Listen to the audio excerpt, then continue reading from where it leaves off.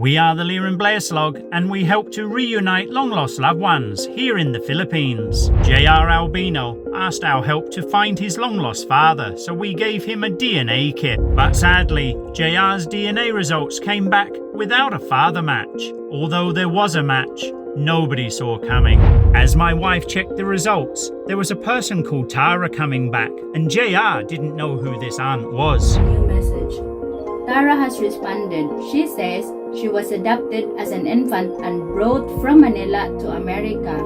She doesn't know anything about her biological family. Your DNA result, there was no father match.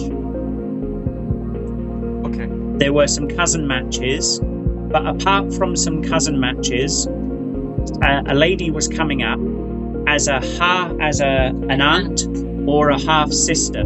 She is trying to find her biological parents, which in turn is so the story has just taken a big twist, and now now the story is not just about JR. The story is also about a lady in America who was adopted and has no idea who her parents are. Along with our genealogist Caleb, we made a video call to Tara in America. I mean, I took the test years ago when David would like to try to connect with my biological family. When you realize that there's somebody else out there that was, doesn't know anything, and they're looking for the people that we know about, your hair stand up on your arm, and it's like that tingly feeling of, oh my God. This is Tara's story of finding her biological parents. So don't go there, baby. Scary na, baby. After the video call with Tara, we immediately set out to go and see JR's grandfather. So I'm going the right way this time. In 600 meters, merge onto Plaza de la Road. Please open. Yeah! So I got it right this time, Leah May. Last time I took the other exit. We had to go all the way around, took us an hour out of our journey. JR told us his grandfather lived around 1 hour south of Manila. We just had to get through the traffic in Manila first. He's just going nuts. Could it be possible we would meet Tara's biological father today? Straight? Some people see the glitz and the glamour of reuniting long-lost loved ones. I'm here to tell you, it's definitely not easy. What's wrong? It's flood ahead. Look how deep it is.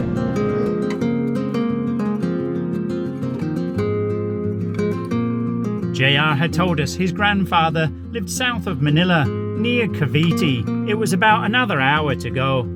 In 800 meters, keep right. After countless tollways, we were nearly there. Would we find Tara's Filipino family today? We had arranged to meet Ian, the grandfather's grandson, JR's cousin. Yung father niya is either Donjo, yan yung nickname. May nickname yung lolo niya, wala. Or Alfredo Toybas Alvine.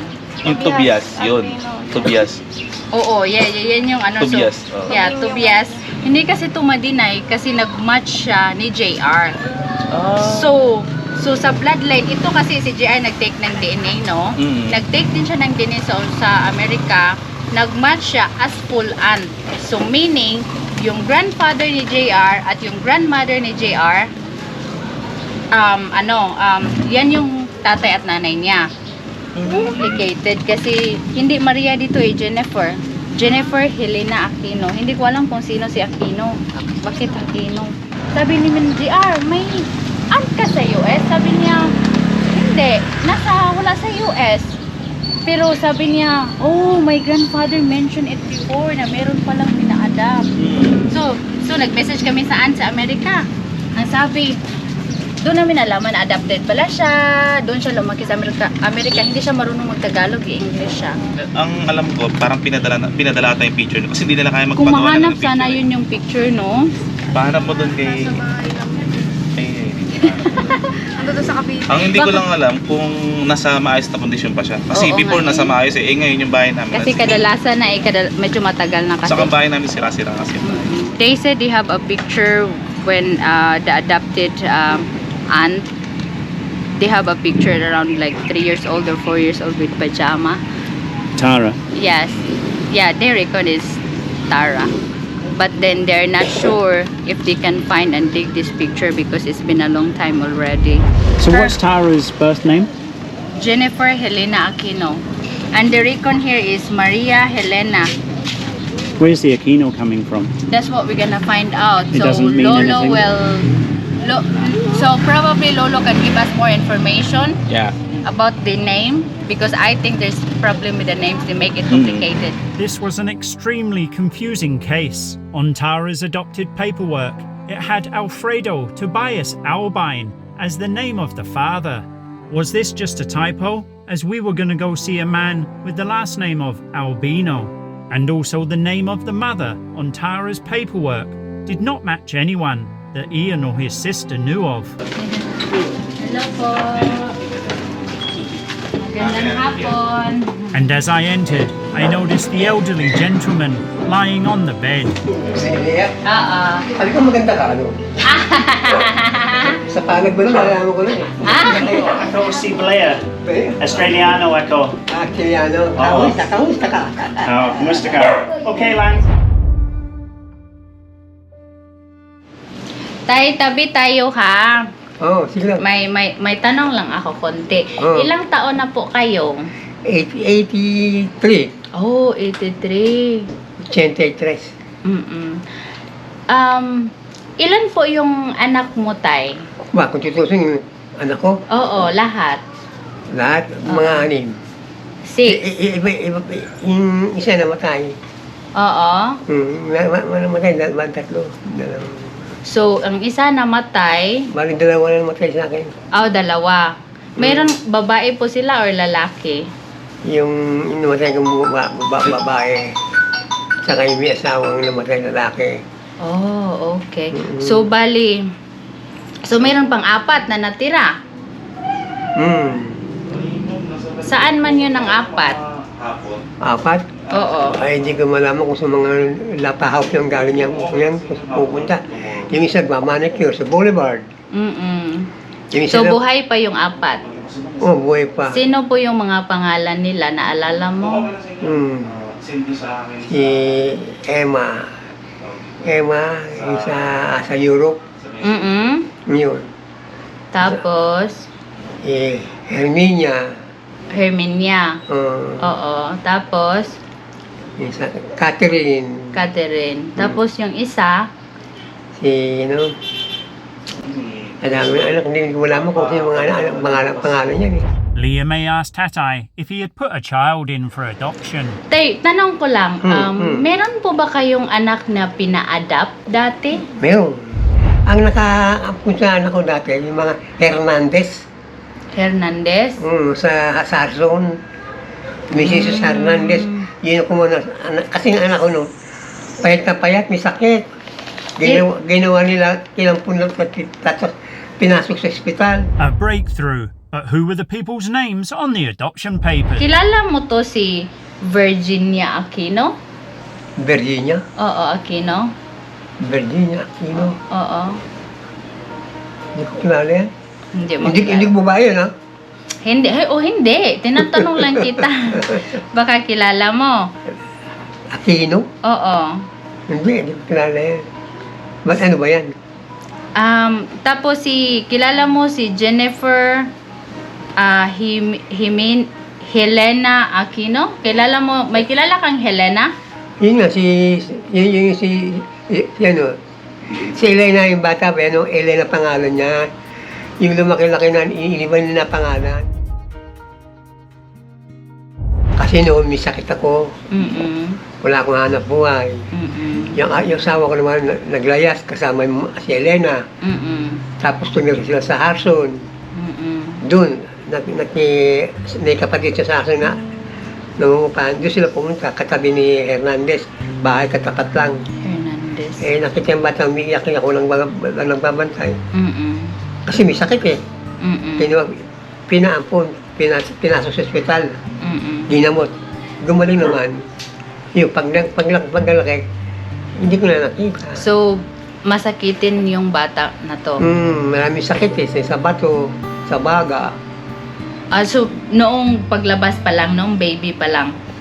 Baby pa lang, kasi bilahe kami mga sakit eh. nahawa-hawa sa amin yan eh. Okay. Sa baga. Leah May asked, do you remember her date of birth? Or Hindi oldest, ko alam kung kailang birthday niyan eh. hindi mo na maalala. Sa Pero siya yung bunso or bunso. siya yung pang-ilan niyo siyang anak? Yung pina-adapt? Mga ano yata yung 6, 6, 6, 6. Pang-anim. So, pang-bunso. Yun ang bunso. Meron kayong mga papilis like adoption paper or Ay, kailangan. birth certificate? Meron? O, sa asawa ko hindi malaman. Namatay ang asawa ko hindi malaman kung kayo yung binigay eh. He doesn't really know because his wife is doing all the paperwork for adoption. Okay, so did they give a name? Ginawa ng pangalan ano. Did they name And the baby? he believed they changed the name, but he put Elena. But in the paperwork saying Helena. So I think there's a mess up. So yung naalala mo, Tay, binigay niyo siya sa mga Hernandez, tapos yung mga Hernandez yung nag-adapt or pina-adapt din siya sa ibang pamilya? Merkano daw, nakampo. Yun ang gumastos sa Okay. Makati. So Makati. Siya ang from them, they give the baby to Hernandez family, Mrs. Hernandez, he said, and then they give it to another people who adopted. This blind elderly gentleman had remembered the past. It had been 42 years since Tara was taken away. It was at this point in the story that Leah May insisted that we take the grandfather's DNA. It was evident to me that Ian and his sister Yuku cared deeply about their grandfather. Cristeta, 2006. Ian then showed us a picture of his late grandmother, Christita. And at that moment, JR was calling. Andito na kami ngayon. Kaso si JR. Oo, nandun sa phone. Oh, Sabi daw ni JR Tay, lumaki din siya sa inyo. Oo, naku. Kung may album lang, Oo. nalagay ko sa album kalokohan yan. Ha? Maraming loko eh. So, JR Matapang. grew up with him. Matapang batang niya, malit pa. Oo. Kung aso nga pinaglalarawan, nangangagat yung aso pinaglalaroan, hindi siya kinakagat. Yan. Oo. Si Gia po tayo. Mahal-mahal si JR yan. Mm. Mahal-mahal ko si JR nun. Ako nag-aalaga dati. Si Gia tayo. Nasa cellphone. Narinig niyo po ako? Si Gia yan tayo, si Gia. Narinig niyo po ako, Tay? Oo, siyempre naman. Ayun. Kamusta ka? Kamusta naman po? Okay naman po. Dito lang Ano? po sa... Ano? May nag-training po ako kanina. Na-busy. Pupunta po sana ako dyan kaso may na-busy po eh. Okay lang, okay lang. Thank you. Pero bibisita po ako dyan baka next Sige, week. okay lang. Oo, hindi. Basta ayos yung trabaho mo dyan, tarbawin. Ako okay naman dito. Basta mananalig ka lang, sabi ko. Mananalig ka. Have faith. Lagi naman po ulit ito sa... Tatawag ka. Alam mo si Lord, bibingi yan eh. Pag tumawag sa kanyang tao, pinapansin yan. Okay lang. Basta atindi mo sa trabaho mo. Basta Basta po yung focus ko ngayon. Basta tatawag ka lang kay Lord. Yun, tawagin mo si Lord. No words were needed on how this gentleman loved his grandson.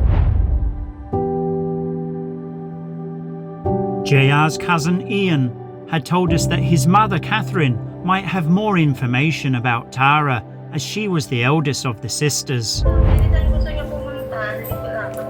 So anytime though that we can go and visit her. As Leah May spoke to Catherine on the phone and arranged for us to go and see her, I could see Ian and his sister dearly looking after their grandfather Tobias in the background.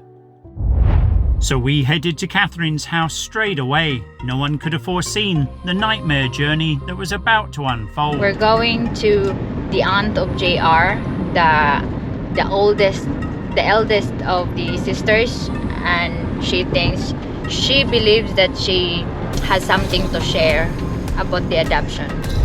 Continue on Governor's Drive for 1.5 kilometers. Wait, maybe they're gonna attack you, man. Oh my God. Daddy, that was a question. Thirsty. Really? This is the people just leave the car. There's a cow in the middle of the road. After seeing all of that beef that I nearly turned into roadkill, it was time for Jollibee. So we're on the way to one of the sisters' house to ask what she knew about the situation many decades ago. Now apparently she's the eldest of the children that are still living. So I think she was 11 years old when Tara was born. So she may know more about this case than we've been able to find out so far. But we've just stopped. The boys are really hungry. We left Subic Bay this morning around 8 o'clock in the morning. It's now nearly 3 o'clock. Hello. Do you get Jollibee?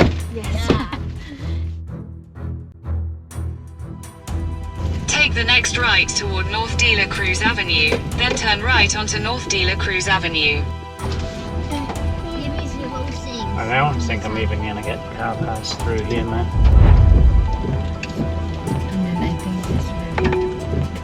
Where we have to go through.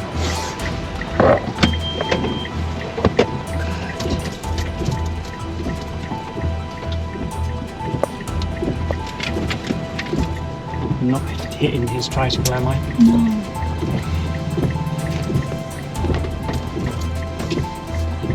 Turn right onto North De La Cruz Avenue. Look, the car. What's the car doing? He's moving because I'm not going backwards.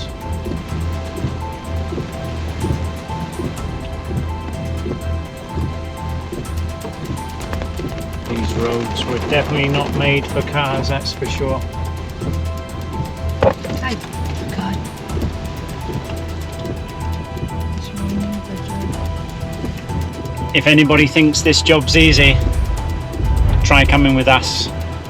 Going down side alleyways in the pouring rain. The car can't even fit down some of these roads.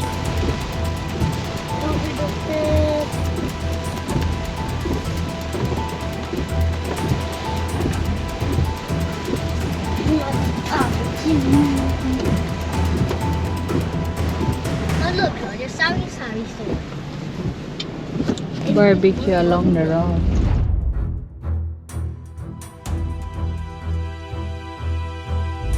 I don't know, but this is not good on the side. How close? It's okay, but go. You can go through here.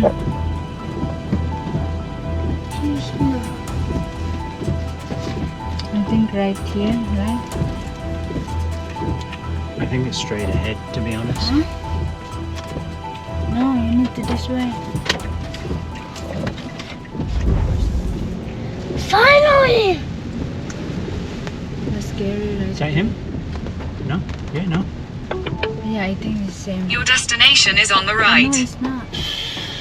As the camera was rolling, I guess I held my tongue, but it was getting a nightmare. It was getting late. So we've come to the nearest landmark. It's pouring down with rain, rush hour traffic, very, very narrow streets driving down, people selling in the middle of the road, can't get past, scraping the car. A nightmare. Hey, can you open it, bro? Follow po kami niyo. Punta niyo na lang po ako. Oo. Baba po eh. Sige, Pero may parking naman po. Sige, okay. Myself and Leah May would just like to thank every one of you who has subscribed to the Leah and Blair Slog recently. If anyone would like to reward us with a coffee, the details are in the description. Thanks very much to our very special camera boy, Sam. So we're following him. Sometimes it's finding long lost loved ones. You need to sacrifice yourself. It's raining. They don't have raincoat. It's soaking wet. You have to go to 9. I don't think this is the road. At last we had made it. The rain was coming down hard, and here we were yet again, the Leah and Blair Slog, walking down side alleyways into the unknown. Who would we meet?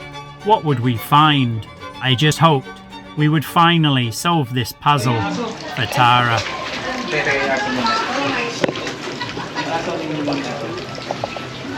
Don't touch the door, guys, We were now at the house of Catherine, the eldest daughter of Lolo, and I was desperately hoping Catherine would remember Tara. Do you know her? Alam mo siya? Nakita mo siya nung baby pa? I success because she is stay in the hospital 8 months or 9 months. She is 9 months and stay in the hospital because got sick. Really? Yes, and with my mom, and then I'm the one of help to my mother. Bringing food. Bring the food. Yeah. I'm just only walking. How I'm old not- were you then? Back then, you Before were that 11, 10, Yeah, maybe. 10 or 11. You're 1970. Did you ever still remember her? Did you think about her? Yes, sometimes. Elena. Picture and this young. Mom, Yan, pinipagdala kayo. this is the 1 years iPad. old. This is the iPad. Wait lang. Oh, when she's 1 year old. Look, this is different picture, but this But this the is baby. Tara. She is baby before. Yes. What age was she when she was adopted? Kasi nasa hospital siya ako kasi yung Ito po ma'am. Ito, lumang-luma ma'am. Ito yung evidence. Nakatunayan na. Yan si Tara. Ah. Tara. Oh, look, Bob. So that's at the back of the picture. This is the picture. Look, it's so old now and get wet. But at the back of the picture is like that. Tara. Did they send it from America? What's that? September 85? 85, right? 85. I She was think- born 83. Diba? Yes. Hindi, I don't... She told me she was born 83. Yes. So when this is 85, so this is the time they sent the picture. Yeah, maybe, 1985. maybe. Let me see the picture again.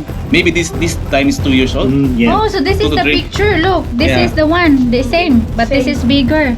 But this is another picture copy. Mm. Is it? Yeah, look, she's wearing nice shoes. Okay. Oh, wow. Dito yung ano niya. Ito yung nakakapag na meron siyang Tara. Oo, Tara. Di ba I mentioned you before this? Ibig sabihin, 85 sending this picture. Ito po. Hi! My name is Leia. Oo. Actually, can we speak English so that my husband can understand?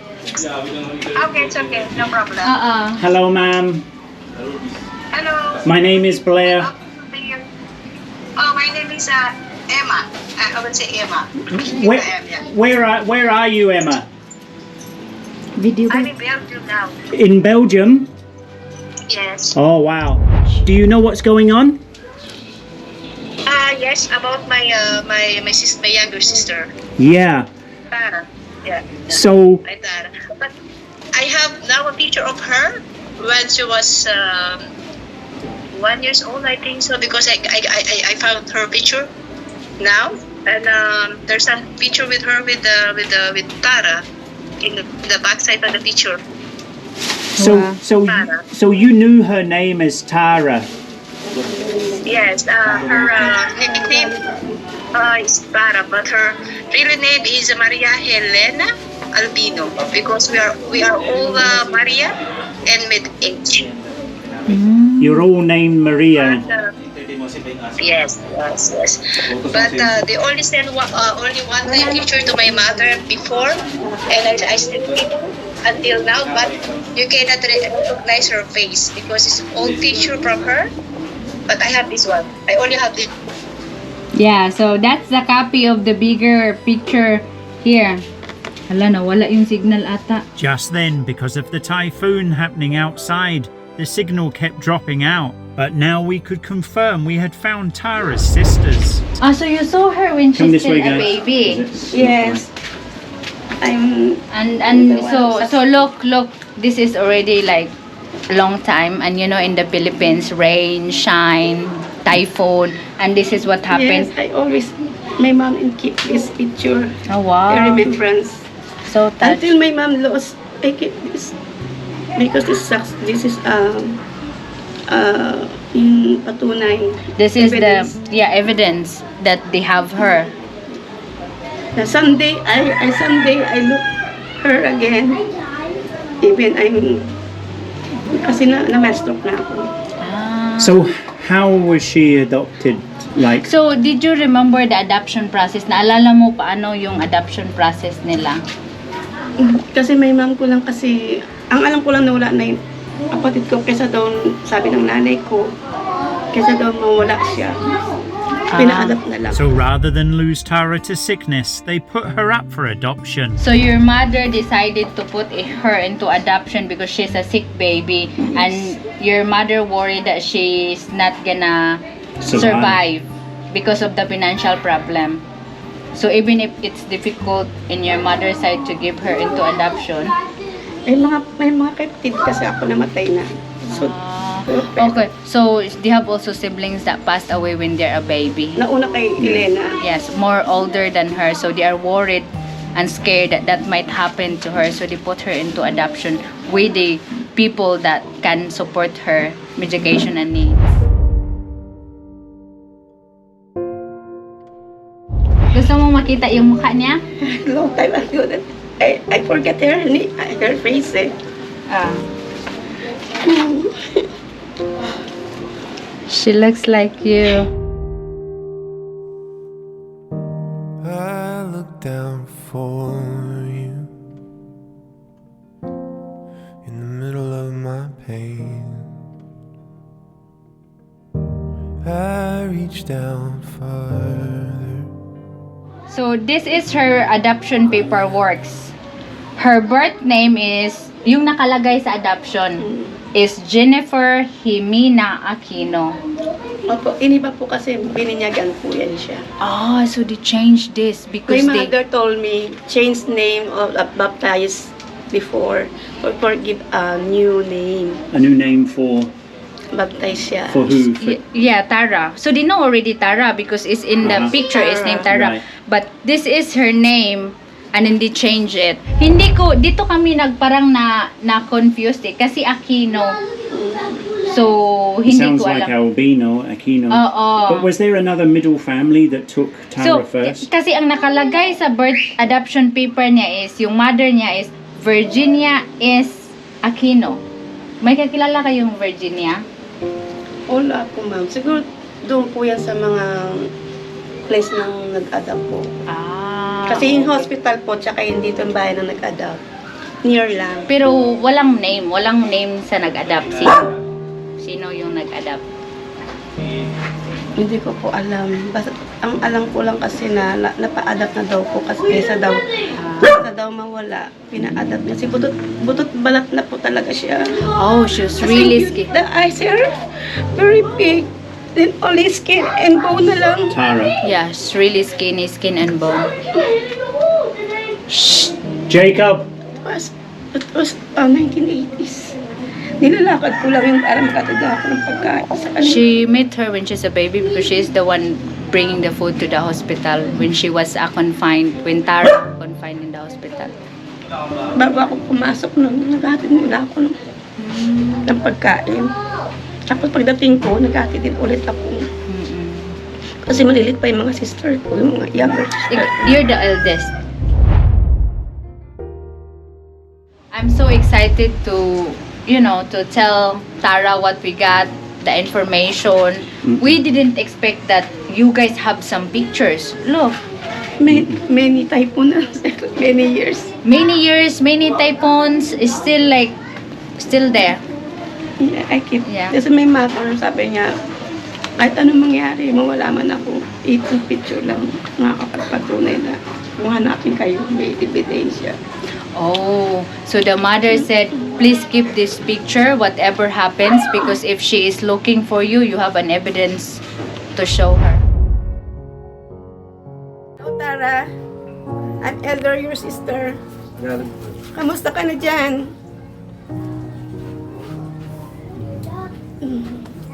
Hanggang ngayon, hawak pa namin yung picture mo. Hanggang dito na lang kami tumitingin. Hindi namin alam, walang siguraduhan na kung magkikita pa tayo. O hanapin mo kami. Kasi hindi namin alam paano ka namin magtitik. Paano ka namin umpisahan, hanapin. Masaya na ako nakita sa picture. Ito kami, nandito kami sa Cavite. I didn't expect that what we found today. They're still keeping that photo for how many years, how many typhoons and flooding here in the Philippines, in the place where they live, but they're still keeping that, hoping that one day Tara will look for them. I look down for you in the middle of my pain. I reach down farther, calling out your name. Always I'm searching